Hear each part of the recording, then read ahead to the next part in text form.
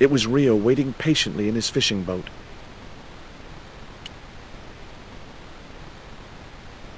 That Emily sure asks a lot of questions. Reset, man. This whole Emily business just isn't funny. Look, we're obviously at cross purposes here. I'm talking about Emily Ketch. Yeah, and so am I. He was my friend. Her aunts hated it, but we did move together, you know. She used to be real keen at hide and seek. It could take hours to find her. One time, the last time, it took days. She must have shouted and screamed herself hoarse, but there was nobody to hear her. Where'd she hidden herself? Captain Ketch's old sea chest. The only way to open it was from the outside. Suddenly, I didn't feel so good. We never exchanged another word about Emily Ketch.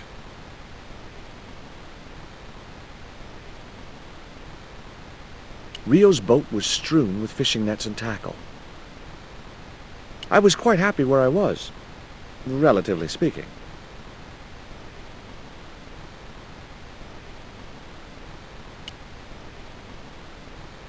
The cliff stopped me getting off the beach. The cliff was steep, too steep to climb without handholds.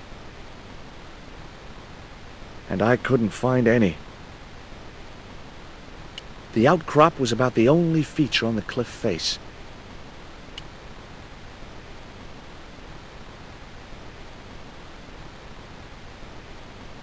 It was too high. I couldn't get up there.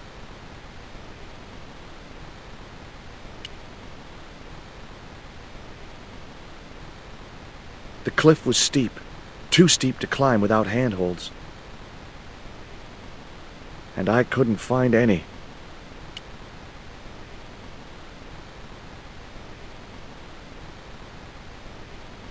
The warm Caribbean. The sea looked inviting, but I was here to do a job.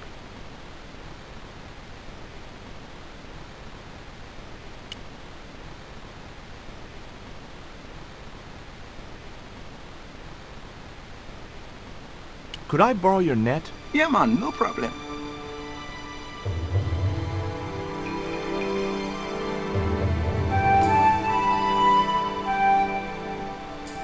You planning on catching some fish? Nope. I'm after a big rock.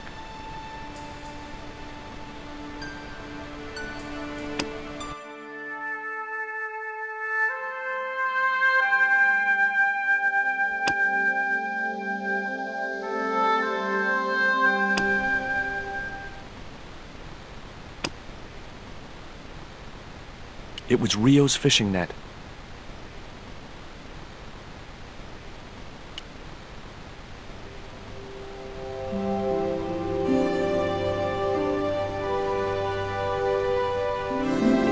Well, here I go. Wish me luck, Rio. Good luck, George. Watch out for the walking dead.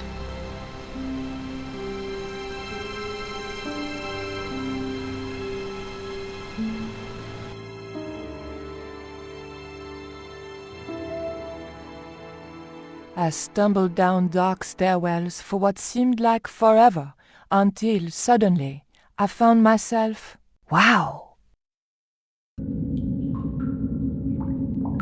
in an abandoned London Underground station. This place must have been closed down decades ago.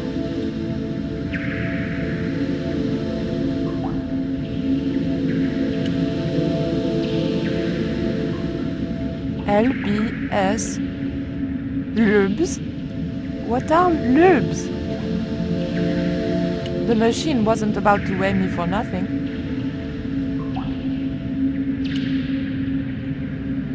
The poster was advertising a play I'd never heard of.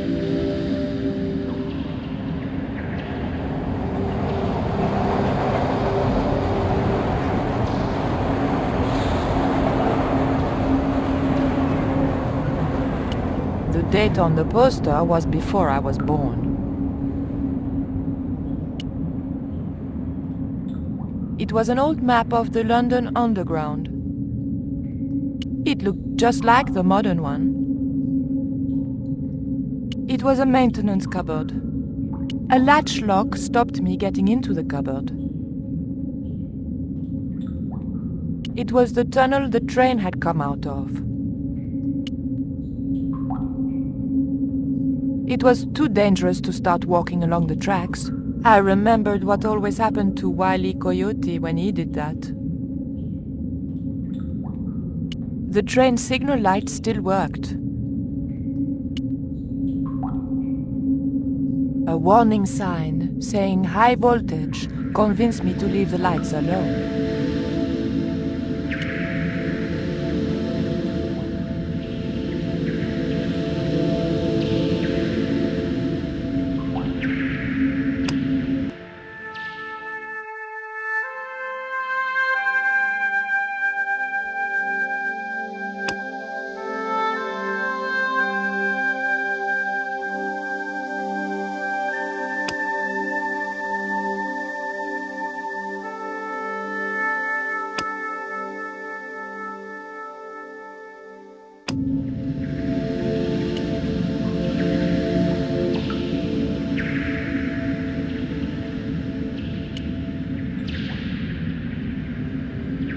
One D only was embossed below the coin slot. Something protruded slightly from the slot. The slot was much too thin for my fingers. It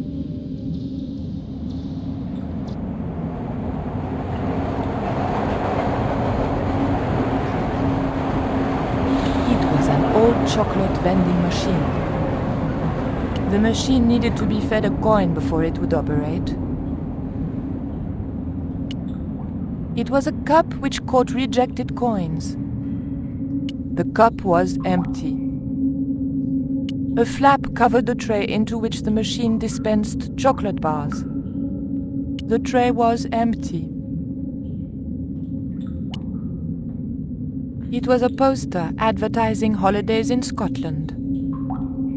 It might have been a nice souvenir if it hadn't been torn and dirty. It was an old ticket machine.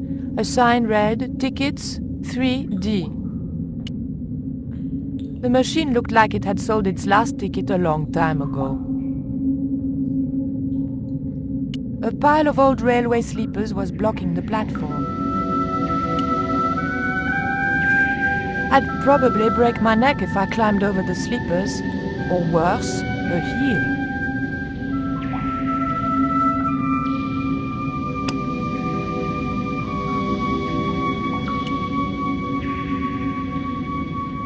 There was nothing very useful in my bag, just a single hair clip.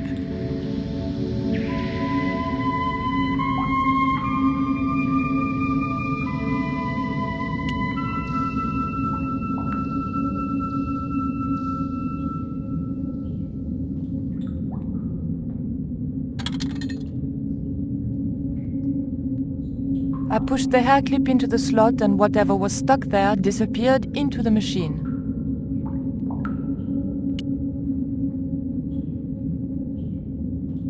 I pulled out an old English penny. It was an old English penny coin. On one side was Britannia, managing to look both virginal and matronly. On the other was the head of King George VI, looking much the same.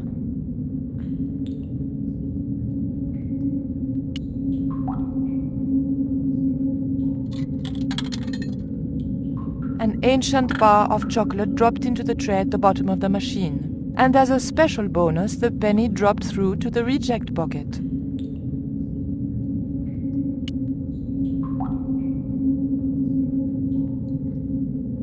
I took the ancient bar of chocolate. It was a very old bar of chocolate with a row of boys pictured on the wrapper.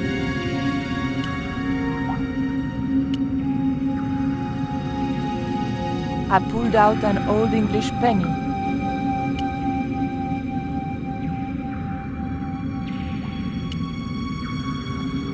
The ghost obviously didn't want to talk. Perhaps it was shy.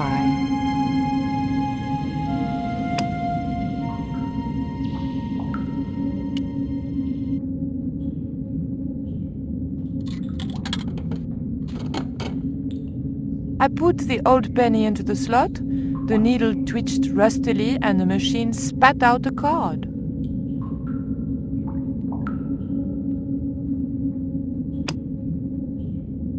The weight was in imperial units. It meant nothing to me. The card also had my fortune on it. A family quarrel will turn out to your advantage.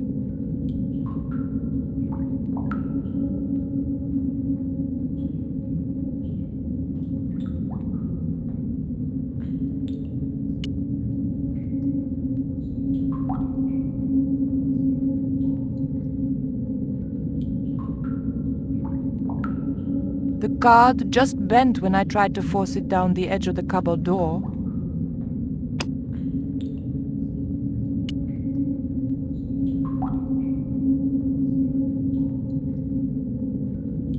The blade of the dagger just fitted between the door and the soft wood frame. The door gave slightly, and then held firm. A small crack had appeared where the dagger had pried the door from its frame. Through the crack, I could just make out the latch which stopped the door from opening. My fingers were too big to reach into the tiny crack.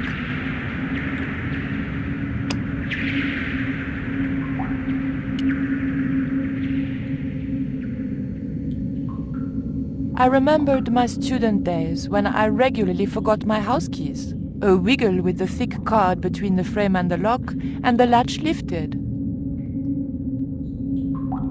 It was a big, red, ever so tempting button.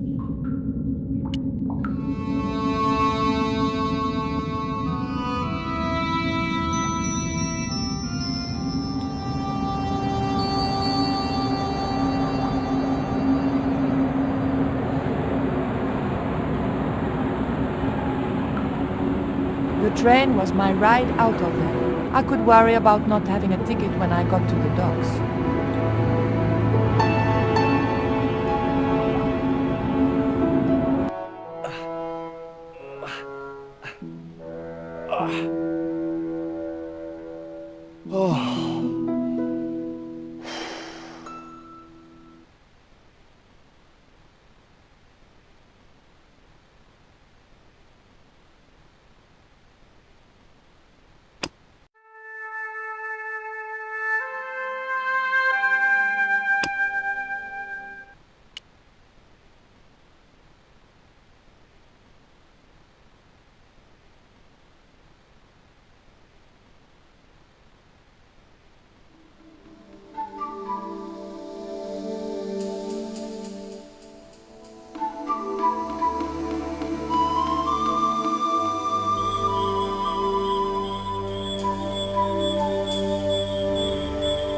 It was a stout, overhanging branch.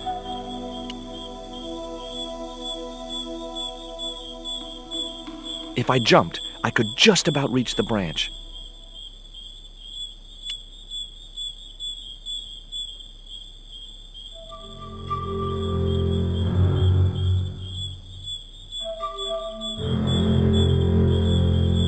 The path was blocked by an ugly and extremely dangerous-looking boar.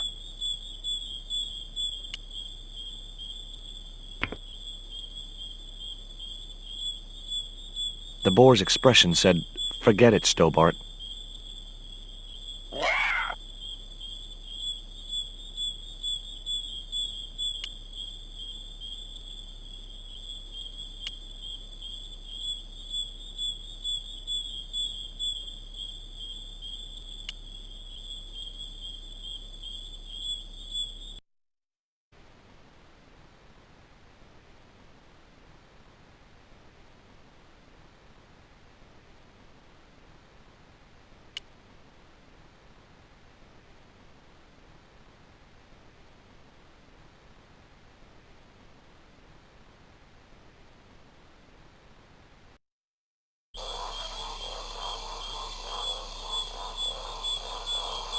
It was a stagnant swamp. Nothing, I mean nothing, would possess me to step into that swamp.